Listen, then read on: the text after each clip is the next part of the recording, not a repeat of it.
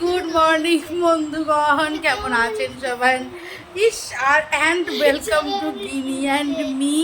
দেখছেন কি বিরক্ত করছে, আপনাদের মুখের মধ্যে ঢুকে পড়বো না। আমি একটু দূর থেকে আজকে ভিডিও করছি, ট্রাইপডটা নিয়েছি হাতে, বুঝলেন? নাহলে একদম মনে হয় কি একদম চোখে মুখের ভেতরে চলে গেলাম। মানে মিনিমাম একটা পার্সোনাল স্পেস তো দিতে হবে মানুষকে। এই যে দূর থেকেই ভিডিও করছি, কেমন? আর দেখুন চোখে কষ্ট হবে না। এই যে আমারটা পাশে শুয়ে রয়েছে। আমরা এসেছি বাইরে থেকে, পুরো টায়ার্ড। গিনিকে স্কুল থেকে নিয়ে এলাম, নিয়ে এসে আমি একটু শুয়েছি। গিনির ম্যাম কিন্তু 1 ঘন্টার মধ্যেই চলে আসবে। ম্যামের পড়াটা করে নিয়ে হবে, টিপে দিচ্ছে, সেটা অসুবিধা নেই। কিন্তু ম্যামের পড়াটা কিন্তু প্লিজ করে রাখো। ম্যাম বলেছে না লিখতে, 2বার লিখতে বলেছে, 1বার বোধহয় লেখা হয়ে গেছে না? আচ্ছা লিখে বলে দাও। হ্যাঁ লিখে বলে দাও, লিখতে পারবে। মানে তার রাইট মানে আগে লেখা, তার মানে কালকে তুমি লেখোনি না? একটু লিখেছি আমি, কালকেই লিখেছি, ওখানে রাইট দিয়ে দিয়েছি। সেটা তো কাল সকাল ম্যামের কাছেই লিখেছো, রাত্রে যে ওকে পড়াতে সেটা কি লিখেছো? তা তোকে লিখতেই হবে বাবা, কি ফাঁকিবাজি ভাবুন। পরশুদিন লিখেছে ম্যাম, দেখে দিচ্ছে কালকে, ওই জন্য আজকে ওটাই আর কি চালিয়ে দিতে চাইছে। মানে মা কিছু বোঝেই না। আমাকে বলছে না মা ম্যাম রাইট চিহ্ন দিয়ে দিয়েছে, রাইট চিহ্ন দিয়েছে বলে তো চেক হয়ে গেছে। মানে কি ধান্দাবাজ। হ্যাঁ আজকালকার বাচ্চা কাচ্চা। আমরা যেটা মানে মাধ্যমিকে গিয়ে 7-8 শিখেছি, অ্যাকচুয়ালি আমি কোনো ধান্দাবাজি করিনি, ওই জন্যই বোধহয় পড়াশোনাটা হয়েছে। আর আমার মেয়ে যেভাবে ধান্দাবাজি করছে, আমার মনে হয় না ওর পড়াশোনা হবে বলে। তাই তো নাকি? হ্যাঁ তাই তো। আমি সব আজকে পেরেছি। পেরেছো? পড়াশোনা করেছো বলে তো পেরেছো, বলো। পড়াশোনা না করলে পারতে? পড়াশোনা না করলে কি পারতে? পারতাম না। তাহলে আমি ঠাকুর পুজো করেছি। ঠাকুর পুজো করলে পেরেছো, ভেবেছো? সেটা একটা ফ্যাক্ট, কিছু পড়াশোনাও করেছো, তা না হলে কিন্তু পেতে না। আচ্ছা না, ওঠো যাও, পড়তে বসে না, করো না বেটা, গুড গার্ল না? কি বলুন তো, ওই কদিন ভালো করে ভিডিও করতে পারছি না। আপনারা দেখবেন আমি ভিডিও ছাড়তে পারছি না, কী করে ছাড়বো? পরীক্ষা তো পড়াচ্ছিলাম। আর পরীক্ষা বাবা আমি ওইগুলো নেগোশিয়েট করতে পারবো না গো। এমনিতে বাবা সেরকম বিদ্যান একেবারে, ধরুন বিদ্যা ধরি একেবারে। কিন্তু চাটা কোন থেকে পড়ে যাবে, একটু ওখানে রান্নাঘরে রেখে তো মামাই। আমি খেয়েছি, খেতে পারিনি, 2-3 চুমুক খেয়েই চোখে নিতে দৌড়ালো। চাটা বাজে শেষ করে খেতে পারিনি, হ্যাঁ অনেক কাজ বাকি ছিল, করতে পারিনি। মানে হয় না এক এক সময় খুব শরীরটা টায়ার্ড মতন লাগে, আমার একটু লাগছে। কেন বলুন তো, এই যে পরীক্ষার পড়া করে এত টেনশন করছি না। হ্যাঁ ওটা জব করতে অসুবিধা, এতটাই ওর পরীক্ষা নিয়ে আমি চিন্তিত। আর ও একটু সিরিয়াস হয়েছে, মেয়েটা আবার একটু সিরিয়াস হয়েছে জানেন তো। টিচারের ব্যবস্থাও করেছে একটা, আজকে আসবে। সোমবার শুক্র দিনে 3 দিন, মানে সপ্তাহে 3 দিন পড়াবে। তা মানে অনেক রিকোয়েস্ট করে বলে টলে, আমার বন্ধুই আর কি পরিচিত, আমি জানি ওর আমার কনফিডেন্স আছে যে আমি জানি ও খুব ভালো পড়াবে। সেজন্য ও প্রায় হাত মানে পায়ে ধরতে বাকি রেখেছি। বাড়িতে আসারও টাইম নেই, এইভাবে বাড়িতে এনে পড়াচ্ছি জানেন। আবার এটা যে কবে ঠিক হবে, আমি স্টার্টিং আর টানতে পারছি না বন্ধুরা। এই যে চান করেছি, নাইটিটা যে একটু কাচতে দেবো, এই গলি, এই এত বড় দেহটাকে নিয়ে এই ছোট্ট একটা গলির মধ্যে দিয়ে আমাকে ঢুকুস করে ঢুকতে হবে। একে ভাববেন লেখা তুমি এত মোটা, যাতায়াত করতে পারছো না? ঠিক বলেছেন, আমি এতটাই মোটা, আমার যেতে আসতে কষ্ট হবে। আমার মনে হয় বেশ বড় বড় দরজা জানলা হবে, আমার কোনো জায়গায় আটকাবে না, ভয় থাকবে না, আমার তাহলে ভালো, বুঝলেন? চলুন এই জামা কাপড়ের রাশির থেকে আপনাদেরকে বের করি। আমার জীবন তো জামা কাপড় ময়, আপনারা জানেনই, অতএব এইসব দুঃখ করে লাভ নেই, তাই না? বিছানাটা মোটামুটি তুলেছি, দোহারগুলো এখনও ভাঁজ করতে পারিনি। ওই মোটা কম্বল আর লাগছে না, ওটাকে এবার খাটের তলায় ঢুকিয়ে ফেলতে হবে। আর একটা গিনির কম্বলটা এই যে এখানে রয়েছে, ভাঁজ করা অবস্থায় ছিল, কী করে যেটা এই অবস্থায় চলে আসলো খোলামেলা অবস্থায়, এটা আমারও বোঝার বাইরে, আমি বলতে পারবো না। এর কোনো সদুত্তর আমি আপনাদের দিতে পারবো না। পুতুল এক পাটে জুতো, এর যে আর এক পাটে জুতো যে কোথায় গেলো সেটাও আমার কোনো উত্তর নেই। বুঝতে পারছি না বাড়িটা বাড়ি নাকি বাড়িতে গড়ের মাঠ, আমি বুঝতে পারছি না। সবই যে হারিয়ে যাচ্ছে, সবই যেন একটা সেই কোথায় যেন চলে যাচ্ছে, অন্য ডাইমেনশন হারিয়ে যাচ্ছে, এরকম একটা ব্যাপার। বাবা পাশের বাড়ির বৌদি ওয়াশিং মেশিন চালিয়েছে, আবার হচ্ছে আমার এতগুলো খাতা না, আন্টির খাতা দুটো আলাদা রাখ, বুঝতে পেরেছিস তো, যেন মিলে না যায়। তাহলে এখানে এখন এগুলো ছেড়ে দাও, আমি গুছিয়ে দেবো। তুই প্লিজ আগে ম্যামের পড়ার। হ্যাঁ নিয়ে যাবে, সব কি লাগবে না তো মাম্মা? এই খাতাগুলো কি সব লাগবে? ম্যাম তো 2টো খাতা চেয়েছে। যে দোকানটা থেকে কিনি, স্কুল থেকে আসার সময় যে দোকানটা পাই, সেই দোকানে সবজি কিনতে গেছিলাম। একটু ধনে পাতা নেবো ভেবেছিলাম, একটু ধনে পাতা নেবো আর একটু নেবো, উচ্ছে নেবো। মা সব দিচ্ছি, রোদ পড়েছে তো কিরকম মরে মরে গেছে, একদম হলুদ মতন হয়ে গেছে, ওইসব পয়সা দিয়ে কিনতে ইচ্ছা করে। ওগুলো খেতে ভালোও হবে না জানেন তো। নিলাম না, বললাম থাক, চলে আসলাম, দেখেও চলে আসলাম, দাঁড়ালাম যে কিনবো বলে, তো পারলাম না, চলে আসলাম। বাবা দরকার নেই। বাড়ি ঘর গুছিয়ে গেছি, মোটামুটি গুছিয়ে গেছি, মানে খুব গোছাতেও পারিনি আজকে। আজকে ওদের সঙ্গে একটু সকালবেলা গল্প করেছি, হয় না এক এক সময় মনে হয় বন্ধুর সাথেও একটু কথা বলি, সেই জন্যই আর কি সময় পাইনি, নাহলে তো সব কাজই হয়ে যায় মোটামুটি সকালের দিকটা। আবার এখনও কিন্তু সকালের দিকটা প্রচণ্ড গরম, এখন যেরকম গরম বেশ একটা কাজ করতে অসুবিধা হচ্ছে না সেরকম নয়, সকালের দিকটা বেশ ঠান্ডা ঠান্ডাই থাকছে। মামা এই খাতা কিন্তু গুলিয়ে ফেলিস না, খাতাপত্র গুলিয়ে ফেলিস না, একাধিক খাতাপত্র নিলে ম্যামের লেখাগুলো গুলিয়ে যাবে, ম্যাম কিন্তু খুব রাগ করবে। যে 3টে ম্যামের জন্য রেখেছিস, বেঙ্গলি, বেঙ্গলি, ম্যাথ আর ইংলিশ রাখতে হবে না, ম্যাম তো না করেছে। এবিসিটা বেঙ্গলিতে লিখে দেবো। হ্যাঁ এবিসি তো বেঙ্গলি খাতাতেই লিখে দিবি, একটাই বেঙ্গলি লেখা যাবে। ম্যাম বলেছে খাতা বেশি না করতে, কী বলুন তো, ও চায় যে এক জায়গাতে পড়াশোনাটা থাকে, যাতে ও ফট করে চাইলেই যেন দেখতে পায়। আর বেঙ্গলিটাই বলেছে যে ইংরেজিও লিখবে, হাতের লেখা এমনিই ভালো হবে, মানে ওর কথা অনুযায়ী ঠিকই বলেছে। এখন তো ছোট্ট বেবি নয় যে একেবারে ইংরেজি খাতাতেই ইংরেজি লিখতে হবে, ওই জন্য আর কি ও বলেছে এক গাদা খাতা না করতে, এক গাদা খাতা করলে ওর পড়া ধরতে অসুবিধা হয়। উফ আগে ঝাঁক করে চান করেছে জানেন তো, হুড় হুড় হুড় হুড় করে চান করেছে, মানে পুজো দিয়েছি ঘর ছাগলা পাতা খা না খাবে বনে যায় এরকম করে, মানে ঝপঝপ ঝপঝপ করে কীভাবে বেরিয়েছে সে আমিই জানি। তাও তো 10:30 হয়ে গেছে, 10:30 গিনির ছুটি হয়, আমি গিয়ে পৌঁছেছি তখন 11:15, 11:15 বেশি। রিক্সা নিয়ে নিয়েছিলাম, একদম স্যাট করে রিক্সাওয়ালাটা না একদম তাবু রিক্সাওয়ালা, মানে এটা হচ্ছে গিয়ে যেতে যেতে একজনের সঙ্গে পরিচয় হয়ে গেছে আর কি, একটা রিক্সাওয়ালা দাদার সাথে। সে জানে যে আমরা সবসময় সর্বলেট, মানে জনম লেট আর কি যাকে বলে, কোনো দিনই আমরা টাইমে বেরোবো না। উনি এটাও জানে আমার মেয়ে 10:30 ছুটি হয়, আমরা 10:30 বাড়ি থেকে বেরিয়েছি। উনি বললো বৌদি এত দেরি, আমার হ্যাঁ দাদা আপনি একটু তাড়াতাড়ি করে পৌঁছে দেন, বাচ্চা কান্নাকাটি শুরু করে দেবে। উনি বললো, উনি কিছু বললো, উনি আসলে কি জানেই তো প্রতিদিনই তো উনি এক কাণ্ডইটা করে, দেখলাম খুব তাড়াতাড়ি পৌঁছে দিল, খুব তাড়াতাড়ি, বুঝলেন তো। আমি চান করে মাথায় একটা সিঁদুর পর্যন্ত লাগানোর টাইম পাইনি, জাস্ট কোনো রকম চলে গেছে, ঠিক সিঁদুর কিচ্ছু না, জাস্ট মুখে একটু সানস্ক্রিন মেখেছে, ছুটে চড়েছে। এবার আস্তে আস্তে পেটে পেটে আবার বসে শান্ত হই। এই যে আবার গিনির টিচার আসবে, আমাকে বলেছিল উনি যে আপনি ওকে খাইয়ে দাইয়ে রেডি করে রাখবেন, আমি এসেই পড়তে বসে, বললাম হয়নি, খাওয়াতে পারবো না এখন, যদি চাই তাও পারবো না, 12:10 বাজে তো। আমার মাংস বললাম চিকেন আর ভাত রান্না করবো, চিকেন ভাত নিশ্চয়ই 1 ঘন্টার মধ্যে সম্ভব নয়, মানে আমার পক্ষে সম্ভব না, যারা পারেন তারা তো মানে 10, মানে কী বলবো তাদেরকে, এই যে গড়, তাদেরকে গড় করি ভাই, এটা আমার বন্ধুর ভাষায় গড় আর কি। আমার একটা বন্ধু আছে, ও বলে কিছু একটা এরকম অসাধ্য সাধন করার মতন শুনলেই বলে কি তোকে গড় বাবা, আমি যেরকম বলছি যারা এরকম 1 ঘন্টার মধ্যে মানে মাংস ভাত উচ্ছে ভাজা সব কিছু করে ফেলতে পারেন, যে গড় আমার তরফ থেকে তাদেরকে। আমি পারবো না, তাড়াতাড়ি রান্না করতে পারবো না, একটু সময় লাগবে আমার রান্না করতে, কারণ প্রেশার কুকারে রান্না করবো না তো আজকে, কড়াইতেই করবো, প্রেশার কুকারে করবো রান্না, করলে তাড়াতাড়ি হয়ে যাবে, তাহলে তাই করে প্রেশার কুকারেই করি, আমি ওই জায়গায় গড় পাবো। চলুন হ্যাঁ যাই। আমার উপরের ওই দিদি কতদিন আসে না, উপরে প্রতিবেশী দিদি, রুমকি দি বলে ডাকি ওনাকে আর কি, ওনার নামই রুমকি, কতদিন আসে না বাবা, একটু গল্প করতাম, মনেও পড়ে না আমাকে একটু, আমারই দেখি সবাইকে মনে পড়ে জানেন তো। আজ একটা ফোন করবো, কী গো তুমি কোথায় কোথায় আছো, আমিই করি দেখি না কী হবে, তাই না, কারণ আমাকে নাই বা মনে পড়তে পারে, আমার সবাইকে মনে পড়ে, একটা ফোন করবো। রান্নাবান্না কমপ্লিট, গিনির ম্যাম গেল, এবার আমি খাওয়াবো, কি করেছি দেখাই।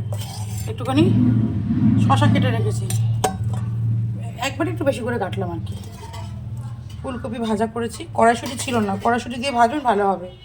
আর করেছি এই যে চিকেন, আর যেহেতু চিকেনটা খাবো তাই জন্য চিকেনটা খাওয়ার জন্য এখানে রয়েছে একটা পেঁয়াজের টুকরো, আর এই যে ধনেপাতার চাটনি, মিক্সার ব্লেন্ডার জারে করেই রেখে দিয়েছি, এতই অল্প, এটা বাটি ঘটি করলে একদম বাটি ঘটিতে লেগেই শেষ হয়ে যাবে। আর এই যে ভাত, প্রচণ্ড খিদে পেয়ে গেছে, প্রচণ্ড, তাহলে ভাত খেয়ে নিয়ে। চুল কেন খোলা, মাথা যন্ত্রণা করছে, চুল বেঁধে রাখতে পারছি না। এখানে কেন দাঁড়িয়ে আছি, এই যে চশমা নিতে এসেছি, হাতে কি ব্যথার ওষুধ, কোলা বলে একটা ব্যথার ওষুধ, এটাতে আপনার ওই যে দাবা ইন্ডিয়া আছে না, দাবা ইন্ডিয়াতে একটু কম দামে ওষুধ পাওয়া যায়, ওখানে এই কোলা বলে একটা ব্যথার ওষুধ পাওয়া যায়, এত ভালো, মুভ টুভ সবার থেকে ভালো। আমি পা হাতটা এত ব্যথা করছে সবসময়, আগে না করতো না। মেয়েটাকে কোলে নিয়ে নিয়ে থাকতাম ছোটোবেলা, কেউ সাহায্য পায়নি তো, সে তখন না কোলে নিতে নিতে না হাতটা ব্যথা হয়ে গেল, হাতটা বাঁ দিকটা। এই মানে কুঁড়ের কাজটা, বাচ্চাকে কোলে নিতে নিতে না কুঁড়ের কাজটা খুব ব্যথা করতো। উঠিয়ে রেখেছি জামাটা, ওষুধ দিয়েছি একবার, তাতেও হচ্ছে না, আবার দিতে হবে এই ওষুধটা নিয়ে। চশমা পরবো যদি চোখের যন্ত্রণাটা কমে। তাহলে একটা শরীরে ক জায়গায় ব্যথা শুরু হলো? 3 জায়গায়, মস্তিষ্ক, চক্ষু, বাম হস্ত। বুঝলেন? এই জন্য আমি বলি আমার শরীরের বয়সটা মোটামুটি 100 হয়ে গেছে। আর এই সময়টা আমার বেশি শরীর খারাপ থাকে, মানে এই বসন্তকালে, না শীত না গরম, কোনো কিছুতেই শান্তি পাই না। মাথাটা শ্যাম্পু করা দরকার, কিন্তু সাহস করে করতে পারছি না, ঠান্ডা ঠান্ডা লাগছে। গিজার দেখেছি অনেক কটা, দেখি একটা নিয়েই নিতে হবে। বারবারই বলছি কিন্তু বলুন, চুলটা খুলে রেখেছি, হঠাৎ মাথার পিছন দিকটা আবার চুল কাছে, খুশকুটুসকি হলো কিনা কে জানে। যা খুশি যখন তখন হয়ে যেতে পারে, কোনো ঠিক নেই। এখানে যেন মনে হচ্ছে জল দেওয়া রয়েছে, তাই না? আর চুল উঠে গেছে, চুল নিয়ে বেশি জানি। এই ক্যামেরাটা ধরেছি হাতে, পাচ্ছি না, মানে এত হাত ব্যথা করছে না, পাগল পাগল অবস্থা। আমার মেয়েটা মুখ শুকিয়ে আমার দিকে বসে দেখছে, মায়ের ব্যথা। তারপর ওর বাংলা পরীক্ষা, ব্যথা হোক যন্ত্রণা হোক, এখন যদি জম আসে আমি বলবো না, এখন তো আমার যাওয়ার টাইম নেই, আপনি পরে আসুন।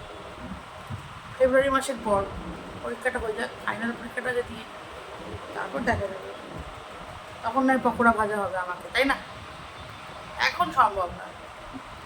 আমায় বসে থাকিস না, বেগুলি খাতা নিয়ে ঝপঝপ শেষ কর, তত তাড়াতাড়ি পড়াশোনা শেষ করো, তত তাড়াতাড়ি এখান থেকে মুক্তি, বুঝলি বাবাই? আবার তুইও একটু বসে শান্তি পাবি, লেখা থাকলে তোরও কমফোর্টেবল, যে না আমার পরীক্ষা প্রিপারেশন রেডি।